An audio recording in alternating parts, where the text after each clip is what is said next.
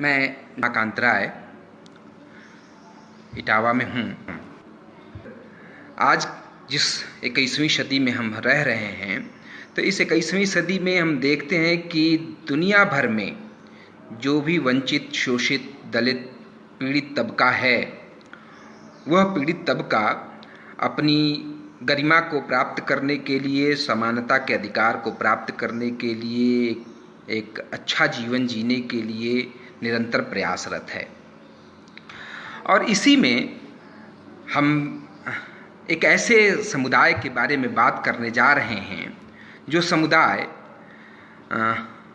बरसों से, एक लंबे समय से हम लोगों के आसपास तो है, लेकिन बहुत उपेक्षित है, बहुत अलग।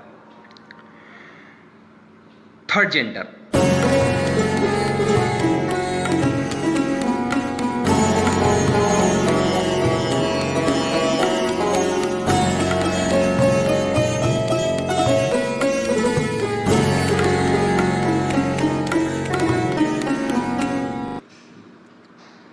थर्ड जेंडर विषयक जो 10 दिवसीय व्याख्यानमाला आज से प्रारंभ हो रही है, उसमें मैं थर्ड जेंडर समाज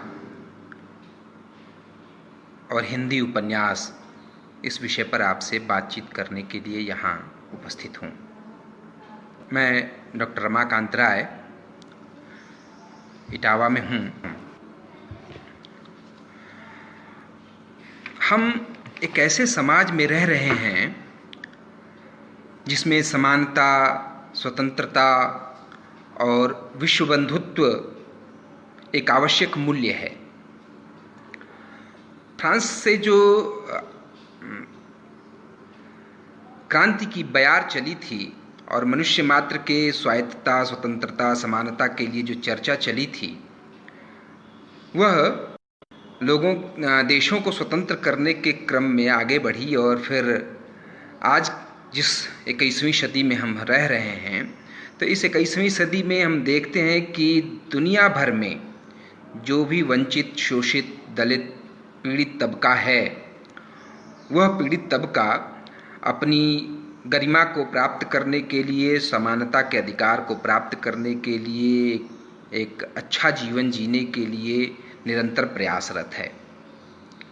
और इसी में हम एक ऐसे समुदाय के बारे में बात करने जा रहे हैं जो समुदाय बरसों से, एक लंबे समय से हम लोगों के आसपास तो है, लेकिन बहुत उपेक्षित है, बहुत अलग। थर्ड जेंडर, जिसे हम हिजड़ा, खोजा, किन्नर, बृहन्नला, ट्रांसजेंडर आदि आदि नामों से जानते हैं। हमारे समाज में ये एक वर्ग एक अलग ही इकाई बना करके, अलग ही समुदाय में रहता है, और हम उसे दूर से ही देख करके पहचान भी जाते हैं।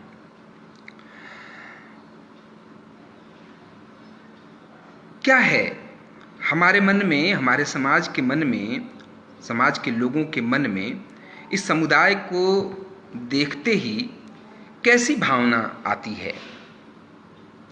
मैं समझता हूँ कि आप सब लोग इस बात को बहुत अच्छे से जानते होंगे कि हम लोगों के मन में एक कुतूहल रहता है, एक उत्सुकता होती है, एक आश्चर्य की भावना होती है, और हम उसी कुतूहल भाव से उनके पास जाते हैं। लेकिन अन्य विमर्शों की तरह, जैसे हिंदी में दूसरे विमर्श आए, स्त्री विमर्श, दलित विमर्श, आदिवासी, अल्पसंख्यक आदि आदि विमर्श जो उदारीकरण के बाद शुरू हुए, तो उसमें हर समुदाय, हर वर्ग का व्यक्ति अपनी स्वायत्तता, अपनी गरिमा की प्राप्ति के लिए, अपनी पहचान के लिए एक अलग तरह से विमर्श लेकर के खड़ा हुआ। उसी में एक यह भी चीज़ प्रारंभ हुई कि यह समुदाय भी अपने लिए एक पहचान के लिए एक प्रयास करना शुरू किया। तो हिंदी में भी इसको लेकर के लोगों ने रचनाएं की हैं। और आमतौर पे एक अंतर हम इस चीज़ को देख सकते हैं कि जैसे दूसरे विमर्श, जो दो बड़े विमर्श हैं, स्त्री विमर्श और दलित विमर्श, उसमें वह विमर्श जिस तरह से आत्मकथाओं के माध्यम से आया, जेंडर वाला या थर्ड जेंडर वाला यह विमर्श हिंदी में आत्मकथा के माध्यम से नहीं, बल्कि मैं जिस विषय पर आपसे बात करने जा रहा हूँ, उपन्यास, कमोबेश उस माध्यम से आया। हिंदी में तो जहाँ तक मेरी जानकारी है, थर्ड जेंडर समुदाय की ओर से सिर्फ एक आत्मकथा लक्ष्मी नारायण त्रिपाठी की, मैं लक्ष्मी मैं हिजड़ा, इस नाम से छपी है। और एक लंबा संस्मरण जो थर्ड जेंडर समुदाय से संबंध रखते हैं, गौरी सावंत, उनका छपा है। इसके अलावा थर्ड जेंडर की ओर से कोई ऐसी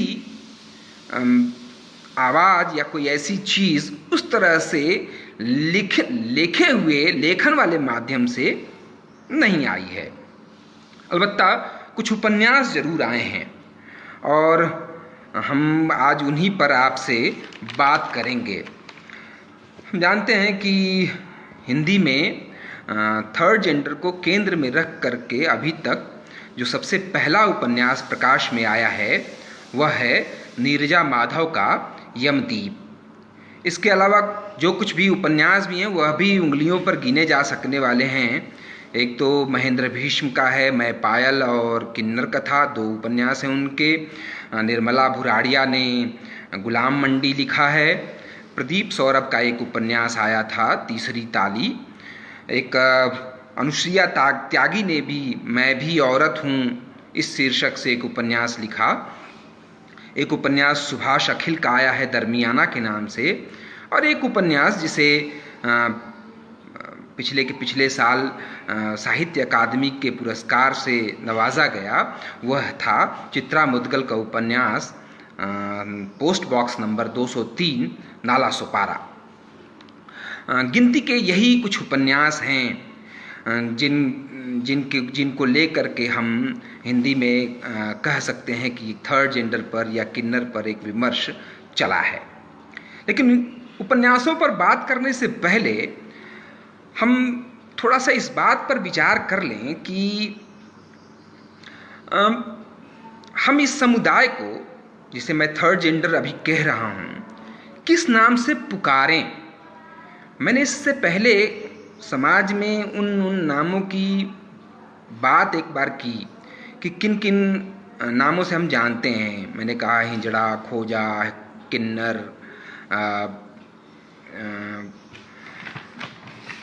बृहन्नला, थर्ड जेंडर, ट्रांसजेंडर आदि आदि, छक्का, उभयलिंगी आदि आदि। लेकिन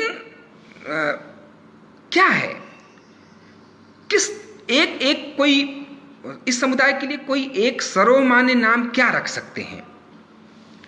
प्रसिद्ध आलोचक, कथा आलोचक मधुरेश अपने एक आलेख में लिखते हैं कि जैसे कभी महात्मा गांधी ने अछूतों के लिए एक सम्मानजनक शब्द हरिजन का उपयोग किया था, इसी सम्मान की चाशनी में लपेटकर इन्हें यानी इस समुदाय को किन्नर कहा जाने लगा है। उनकी बात बहुत ध्यान देने वाली है। सम्मान की चाशनी में लपेट करके कहा गया है शब्द किन्नर और तर्ज है महात्मा गांधी के हरिजन शब्द के आधार पर।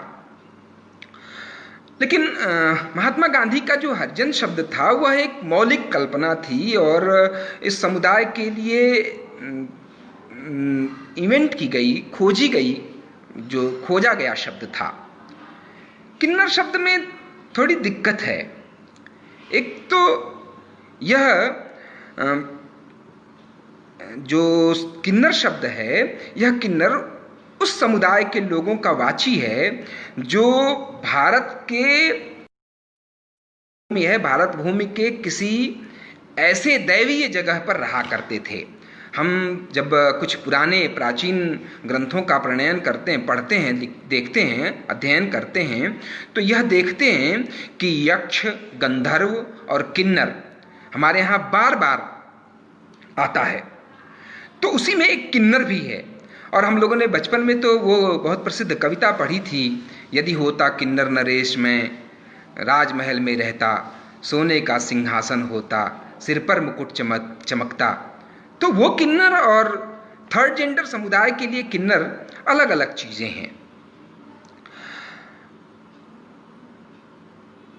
हिमाचल के चंडीगढ़ में शिमला में रहने वाले एक प्रसिद्ध साहित्यकार एस.आर. हरनोट ने किन्नर नाम से ही एक बहुत प्यारी और अच्छी और चर्चित कहानी लिखी है।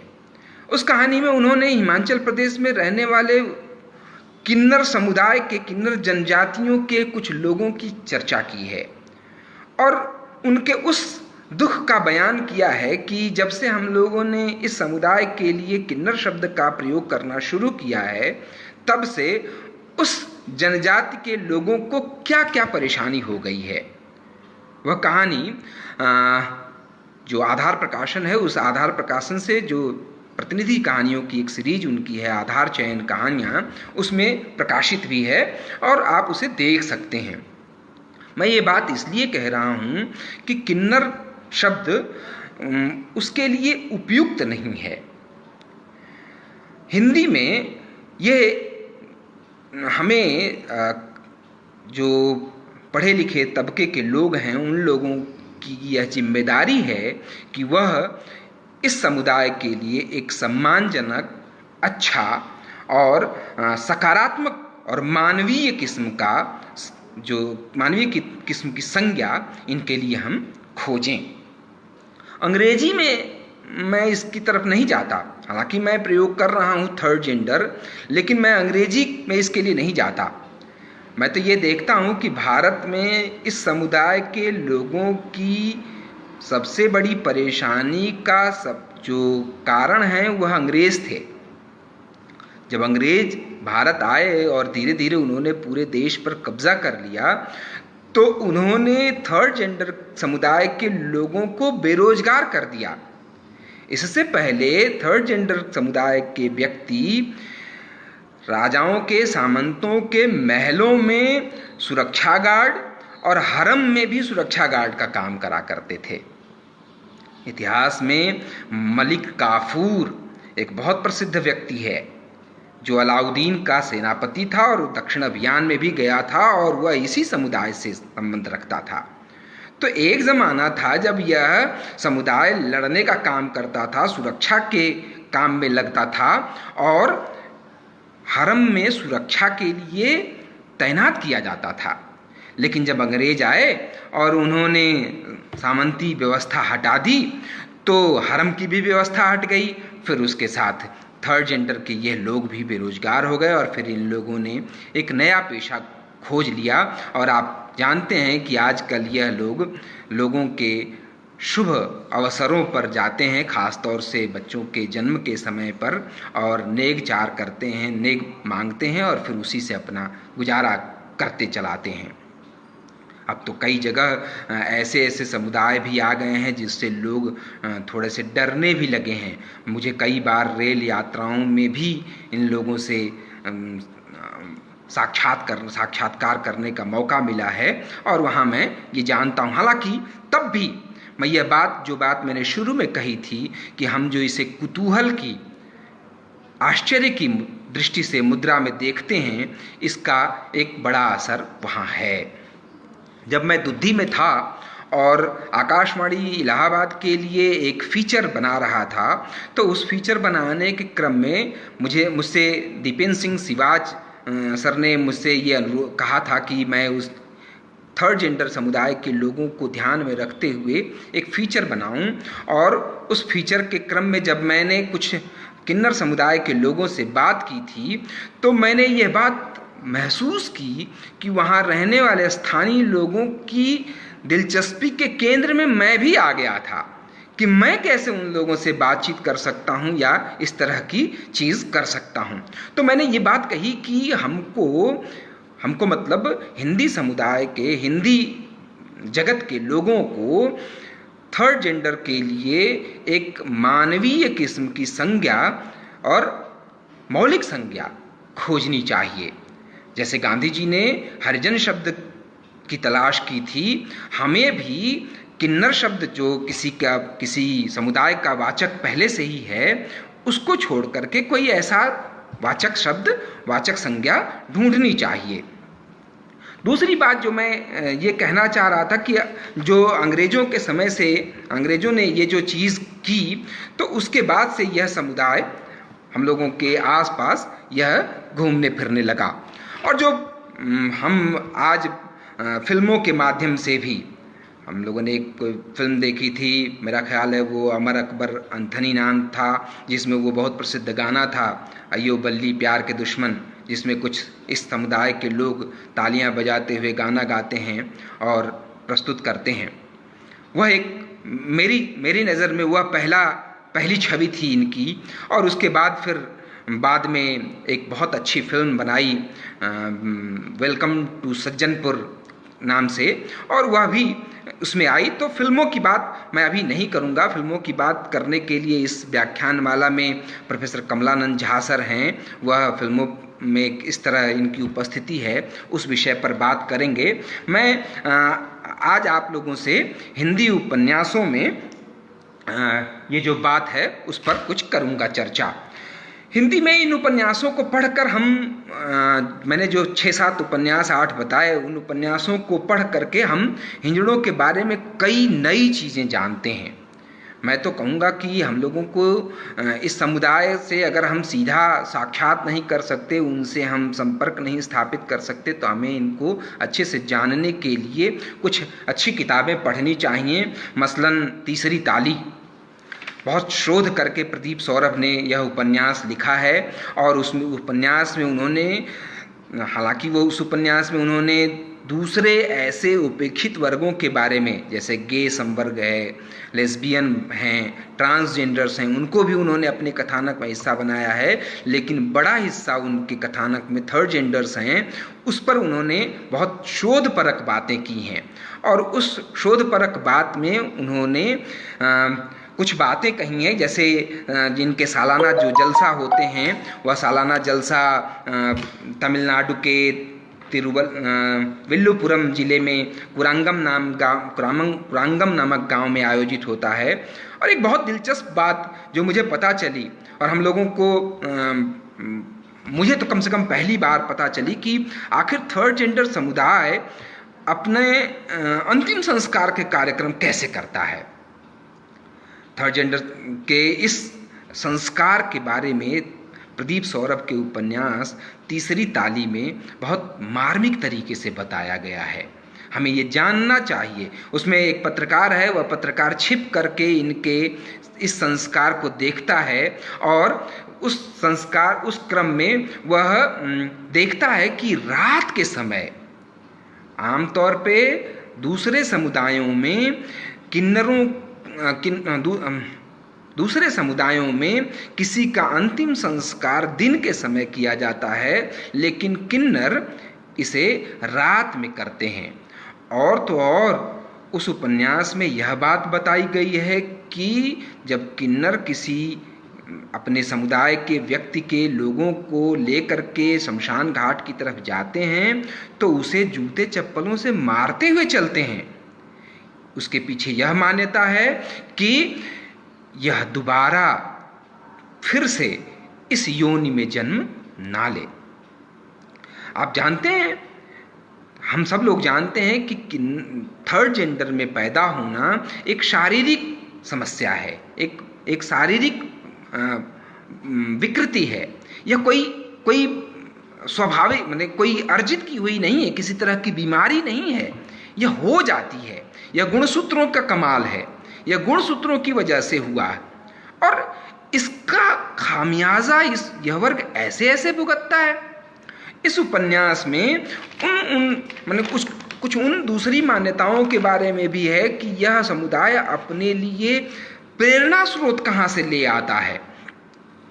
बहुचरा देवी की पूजा करना, या जो महाभारत काल का बहुत प्रसिद्ध पात्र है अर्जुन, उसके पुत्र अरवान से, अरवान नामक देवता से अपने संपर्क को जोड़ना, यह भी हम इस उपन्यास को पढ़ करके जान सकते हैं। मैं ये बात इसलिए कह रहा हूँ कि आप यह बात समझें कि थर्ड जेंडर समुदाय के लोग अपने लिए भी, पूजा पाठ के लिए भी, अपनी आध्यात्मिक उन्नति के लिए भी कहीं न कहीं स्रोत स्थापित कर लेते हैं। मैंने एक उपन्यास में ही पढ़ा कि थर्ड जेंडर समुदाय अपने को राम कथा परंपरा से भी जोड़ता है। कहते हैं कि राम जब अपने अनुज और अपनी पत्नी के साथ वनगमन के लिए निकले तो नदी के किनारे उन्होंने सभी अपने सब जो पीछे पीछे जो लोग अयोध्या वासी आ रहे थे उन लोगों से उन्होंने कहा कि आप लोग अपने अपने घर चले जाइए। स्त्री और पुरुष दोनों को संबोधित करते हुए कहा, लेकिन चूंकि थर्ड जेंडर को उन्होंने संबोधित नहीं किया, इसलिए थर्ड जेंडर वहीं उनका इंतजार करता रहा। और जब राम वापस लौटे तो उन्होंने देखा कि अरे आप यहीं हैं। तो उन्होंने कहा कि आपने स्त्रियों और पुरुषों से तो कहा था लेकिन हमें नहीं कहा था। तो राम ने उनसे कहा कि जाइए, आने वाले समय में आप सबके शुभ कार्यों में आप सबसे आगे रहेंगे, शुभ कार्य आपके हाथों संपन्न होंगे। तो जिनको हम समाज में एक अलग तरह के, एक कुतूहल की तरह देखते हैं, उन लोगों से हम शुभ कार्यों में सबसे, उन लोगों को शुभ कार्यों में सबसे आगे बुलाते हैं। तो यह है इस समुदाय की बात। जब मैं इसी क्रम में जब आगे बात करूंगा तो ये मैं कहूँगा कि जो उनका उपन्यास है नीरजा माधव का यमदीप, उस उपन्यास में वह थर्ड जेंडर समुदाय के बहाने से सांप्रदायिकता की चर्चा लेकर के आती हैं और बताती हैं कि थर्ड जेंडर समुदाय में कोई भी गद्दी का मालिक हो सकता है, चाहे वह किसी भी हिंदू या मुसलमान किसी भी समुदाय से हो, और वह लोग चाहे वह हिंदू समुदाय के हों या मुस्लिम समुदाय के हों, वह बहुचरा देवी और अरवान देवता की ही पूजा करते हैं। तो उसमें यमदीप में नाज बीबी नाम का एक किन्नर है। उसका जो पहले वह हिंदू परिवार से आई हुई थे, उसका नाम नंद रानी था, लेकिन जब वह महताब गुरु की चेलिन बन जाती है तो उसका नाम नाज बीबी हो जाता है। और उसी में महताब गुरु एक जगह कहते हैं कि कोई जनेऊ पहनकर हिंदू बच्चा तो पैदा होता नहीं, न कोई मुसलमान बच्चा खतना करवा कर पैदा होता है। ये तो हम लोगों की भावना है कि यह मेरा अल्लाह है, यह मेरा गॉड है। सभी धर्म के लोगों का खून थोड़ा थोड़ा इकट्ठा करिए, इसे देखकर कोई डॉक्टर या साइंसदान बता दे कि यह हिंदू का खून है या मुसलमान का, तो हम अपना नाम बदल दें। यह बात वह कहता है। यानी वह यह कहने की बात कर रहे हैं कि गुण सूत्रों के हिसाब से, शारीरिक संरचना के हिसाब से, रक्त संबंधों के हिसाब से हम किसी के धर्म की पहचान नहीं कर सकते। इसी तरह से थर्ड जेंडर के भी धर्म की पहचान नहीं की जा सकती। यहाँ एक और चीज़ मैं उपन्यासों के बहाने कहते हुए कहूँगा कि हिंदी में एक और समस्या है भाषा को लेकर। थर्ड जेंडर्स के लिए हम कौन सी भाषा का प्रयोग करें, क्या स्त्रीलिंग या pulling? Nala Sopara post box number 203 Chitra Mudgal का जो उपन्यास है, उसमें जो पात्र है उसका नाम है विनीत, वह बाद में विनीता बनता है। तो विनीत और विनीता, कब हम स्त्री रखें, कब हम पुरुष रखें? इसी तरह से महेंद्र भीष्म का उपन्यास है किन्नर का, तो उसमें भी एक पात्र है तारा, हम उसका उल्लेख स्त्री में करें या पुरुष में करें? यमदीप में भी नाज बीबी का उल्लेख स्त्री में करें या पुरुष में? जो मैंने जिक्र किया प्रदीप सौरभ के उपन्यास तीसरी ताली का, तो उसमें भी क्या करें? हम देखते हैं कि हिंदी में और कई भारतीय भाषाओं में जो भाषा का स्वरूप है वह भी लिंगवादी है।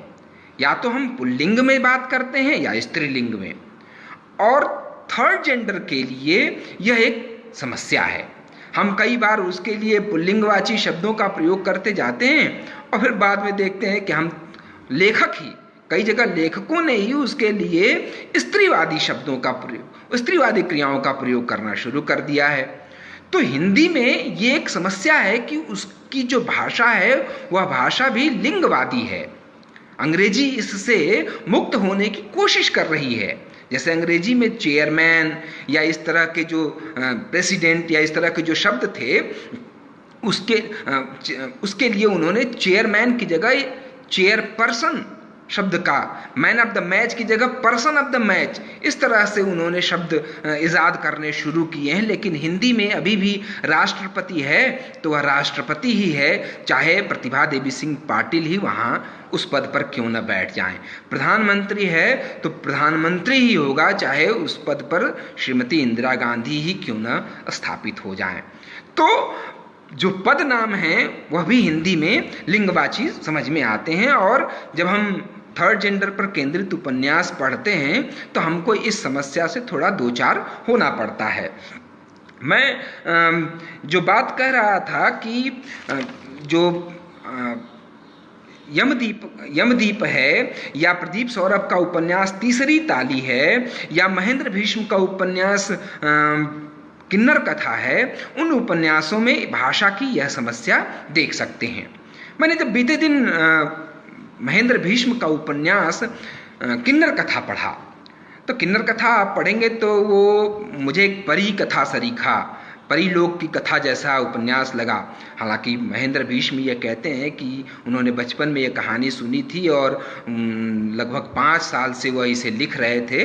लेकिन जब आप उस उपन्यास को पढ़ते हैं तो आप देखते हैं कि उसमें घटनाएं प्रधान हैं और एक ऐसे राजा के घर जुड़वा बच्चियां पैदा होती हैं जिसमें एक बच्ची होती है और दूसरी थर्ड जेंडर निकल आती है और फिर थर्ड जेंडर के बीच में जाकर के वह कैसे वह एक सुखात्मक वह अंत में सुखांत उपन्यास है। लेकिन जब हम उस उपन्यास को भी पढ़ते हैं तो हम यह चीज़ और देख सकते हैं कि थर्ड जेंडर समुदाय के लोग भी गद्दी के झगड़ों में आपस में भी उसी तरह से उलझते और लड़ते झगड़ते हैं जिस तरह से दूसरे समुदाय के लोग करते हैं। मैं आखिर में नाला सोपारा का थोड़ा सा उल्लेख और करूँगा, इसलिए भी कि समय का थोड़ा दबाव है, आधे घंटे में ही कर लेना था, तो मैं नाला सोपारा का थोड़ा सा उल्लेख और करना चाहता हूँ। नाला सोपारा इसलिए बहुत महत्वपूर्ण उपन्यास है चित्रा मुद्गल का कि वह गिलीगड्डू, आमा और दूसरे उपन्यासों के मुकाबले एक नई तरह की पृष्ठभूमि, नई तरह की भावभूमि पर चलता है और ठीक ही उसे साहित्य अकादमी का पुरस्कार दिया गया। Nala Sopara post box number 203 एक पत्र शैली में लिखा गया उपन्यास है। हालांकि कई बार उपन्यास पढ़ते हुए हमें यह बात खटकती है क्योंकि विनीत ही बार बार चिट्ठियां लिखता है और उसी की चिट्ठियां से और एक तरफा चिट्ठियां लिखता है। वह चिट्ठियां भेजता है लेकिन उधर से जवाब क्या आता है यह हमें नहीं पता चलता। हम वह जवाब भी विनीत की चिट्ठियों में ही देख पाते हैं कि वह अपनी माँ को चिट्ठियाँ लिखता है और उसकी माँ उसके बदले में जो लिखती हैं उसी का संदर्भ देते हुए वह चलता है और इसी तरह से यह उपन्यास आगे बढ़ता है। ये एक नई प्रविधि थी उपन्यास लिखने की। लेकिन इस उपन्यास में जो एक सबसे महत्वपूर्ण बात मुझे लगती है वह लगती है कि थर्ड जेंडर समुदाय के लोगों की घर वापसी होनी चाहिए। थर्ड जेंडर के लोगों को जब ये पहचान हो जाती है कि हमारे घर का कोई बच्चा गुणसूत्रों की वजह से एक अलग ही किस्म के लिंग के साथ पैदा हुआ है, तो यह सूचना उनके अपने खुफिया तरीके से भी उनके पास पहुंच जाती है और वह उसे ज़बरदस्ती उठा ले जाते हैं। हालांकि इस नए समय में अब यह बात चलने लगी है कि थर्ड जेंडर समुदाय के लोग भी अब इस बात को कहने लगे हैं कि नहीं, अब हम यह काम ज़बरदस्ती नहीं कर रहे हैं। अगर कोई व्यक्ति चाहे तो ही उसे हम लोगों के समूह में भेजे, वरना हम ज़बरदस्ती उसे नहीं लाते। लेकिन हम यह देखते हैं कि अगर किसी परिवार में, किसी घर में कोई थर्ड जेंडर का व्यक्ति आ जाता है, जन्म ले लेता है, तो थर्ड जेंडर समुदाय के लोग उसे जबरन उठा ले जाते हैं। और हम देखते हैं कि post box number 203 Nala Sopara में विनीत ऐसे ही जबरदस्ती ले जाया जाता है। वह भी एक होनहार छात्र है, गणित पढ़ना चाहता है, गणित में कुछ अच्छा काम करना चाहता है, पढ़ लिख करके नाम रोशन करना चाहता है। चित्रा मुद्गल ने बहुत अच्छे से दिखाया है कि उसका बड़ा भाई सामान्य है, उसका छोटा भाई भी सामान्य है, वह असामान्य है। वह सामान्य तौर पर उस तरह के लिंग के साथ नहीं उपस्थित है जिस तरह के लिंग की हमारे समाज में मान्यता है।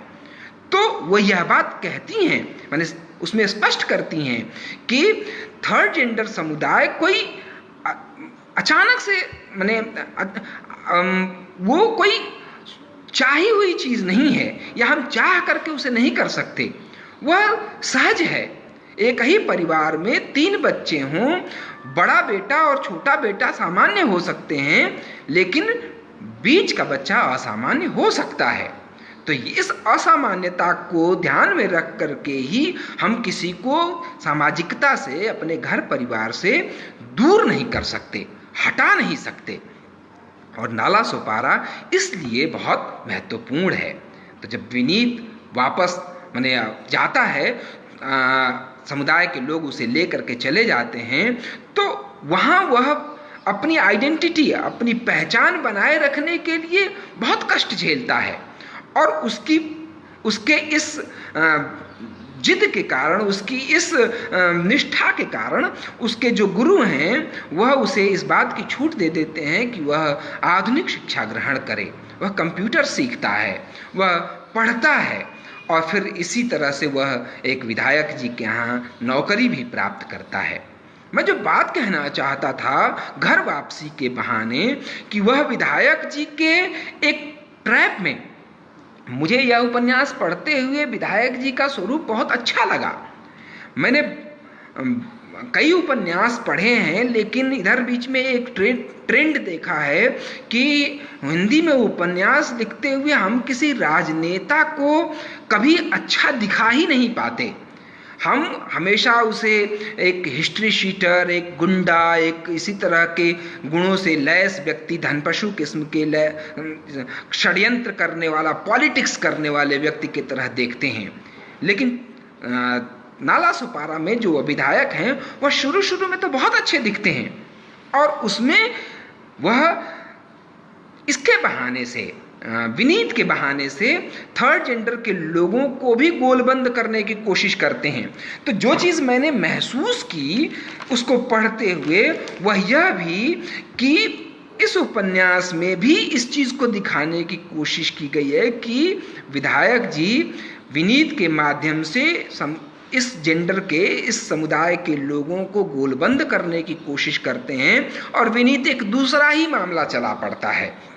वह कहता है कि नहीं, हमारी इच्छा है, हमारी मांग है कि सभी जेंडर्स, सभी इस समुदाय के लोगों की ससम्मान घर वापसी हो।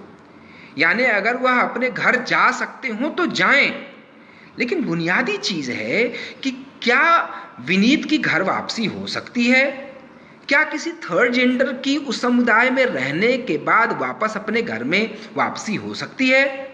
Nala Sopara post box number 203 पढ़ते हुए हम इस चीज़ से जूझते हैं। आप देखिए कि विनीत के बड़े भाई के यहाँ जब उसकी विनीत की भाभी जब गर्भ धारण करती हैं, तो उसके बड़े भाई इस बात की भ्रूण की जांच करवाते हैं कि उसका लिंग तो सही से विकसित हो रहा है। यह मानसिकता, यह मेंटालिटी कहाँ से आती है? एक ही घर में विनीत के आ जाने से सामान्य रहने वाला परिवार अपने आसन्न बच्चे को, आने वाले आगंतुक के लिंग को लेकर के इस तरह भी चिंतित है। तो यह भी चीज़ नाला सोपारा में आती है। फिर पोस्ट बॉक्स 203 नाला सोपारा तो इसलिए भी बहुत महत्वपूर्ण है कि चित्रा मुद्गल एक महिला हैं, और माँ की पूरी संवेदना उन्होंने विनीता और उसकी माँ के चिट्ठियों के बीच में उतार दी है। मैं 3-4 उपन्यासों का मैंने उल्लेख किया, किन्नर कथा, तीसरी ताली, यमदीप और post box number 203 Nala Sopara का। मैं ये बात कहना चाहता हूँ कि हिंदी में थर्ड जेंडर को लेकर के जो भी चर्चा, जो सार्थक चर्चा शुरू हुई है, सिनेमा में ये बात आई है कि सिनेमा में उन्हें बहुत मजाकिया और बहुत घृणास्पद पात्र के तौर पर दिखाया गया है। हिंदी में यह बात उपन्यास बहुत अच्छे से लेकर के आ रहे हैं कि थर्ड जेंडर के लोगों को हिजड़ा नहीं, मनुष्य समझा जाए। यहाँ मैं यह बात, जो बात मैंने शुरू में कही थी कि थर्ड जेंडर के लोगों को किस संबोधन से, किस संज्ञा से नवाजा जाए। लक्ष्मी नारायण त्रिपाठी अपनी आत्मकथा मैं लक्ष्मी मैं हिजड़ा में अपने समुदाय के लोगों को हिजड़ा ही कहते हैं, और यह उनका बहुत जबरदस्त स्वीकार है।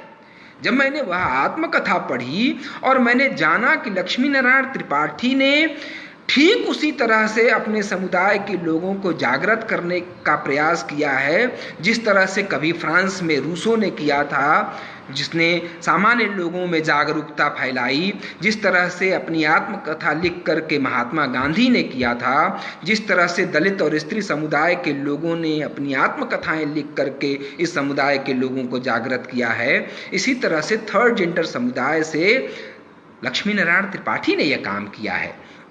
लक्ष्मी नारायण त्रिपाठी ने जब अपनी आत्मकथा लिखी है तो उस आत्मकथा में उन्होंने भिन्न भिन्न जो उन्होंने इस समुदाय के लिए जो काम किए हैं, जो सामाजिक सहभागिता से काम किया, उसको लेकर के उन्हें जो दुनिया भर के देशों में बुलाया जाता है, सलमान रश्दी वगैरह के साथ उन्होंने जो संवाद किए हैं, उस संवाद से इस समुदाय के बीच में एक नए जागरूकता का एक प्रचार प्रसार हुआ है। लेकिन हिंदी में ये जो उपन्यास आ रहे हैं, इन उपन्यासों का बहुत स्वागत किया जाना चाहिए, दिल से स्वागत किया जाना चाहिए। यह उपन्यास हालांकि कोई एजेंडा के तहत नहीं आ रहे, इनका कोई पूर्व नियोजित प्लान नहीं है, इनकी कोई सेटिंग पहले से नहीं हो रही कि सब लोग इस पर लिखेंगे। जो जैसा महसूस कर रहा है वो उसी तरह से लिख रहा है। मैंने एक जगह महसूस किया था कि जो किन्नर कथा है, किन्नर कथा में महेंद्र भीष्म इस चीज़ को कहते हैं कि हिजड़े इस बात की आवाज़ उठा रहे हैं कि उन्हें मनुष्य समझा जाए, इंसान समझा जाए, हिजड़ा नहीं। तो यह बात नाला सोपारा में घर वापसी की चर्चा, तीसरी ताली में इस समुदाय के लोगों के बारे में चर्चा, यमदीप जैसे उपन्यास में सांप्रदायिकता जैसी चीज़ों से लड़ने की उनकी कोशिश, उनका जज्बा, उनके समुदाय के बारे में जानने के लिए हम तमाम तरह के जो संदर्भ प्राप्त करते हैं, वह सब जानने के लिहाज से हिंदी उपन्यास एक बहुत उम्दा और बहुत बेहतरीन दिशा में आगे बढ़ रहा है। मैं समझता हूँ कि मैंने कुछ उपन्यासों के बहाने से थर्ड जेंडर समुदाय पर कुछ अपनी चर्चा पर चर्चा रखने की कोशिश की। समय की अपनी एक सीमा होती है, उस सीमा के तहत मुझे अपनी बात करनी थी। हालांकि मैंने तब भी मेरा ख्याल है कि कुछ 40 मिनट का समय लिया है। मैं वांग्मय त्रैमासिक पत्रिका के जो संपादक हैं मोहम्मद फिरोज़ अहमद, वो बहुत ज़बरदस्त काम कर रहे हैं। मैंने देखा कि उन्होंने थर्ड जेंडर पर केंद्रित करके, आदिवासी समुदाय पर केंद्रित करके एक तरह से लेख पर लेख लिखवाए और किताबें संपादित की, अपनी पत्रिकाओं के अंक संपादित किए, और यह काम उन्होंने बहुत महत्वपूर्ण काम किया है। इस लिहाज से मैं उनका बहुत आभारी भी हूँ, और मैं इस मंच पर उन्होंने मुझे बोलने के लिए, अपनी बात रखने के लिए मौका दिया, इसके लिए भी मैं धन्यवाद ज्ञापित करता हूँ। अब मैं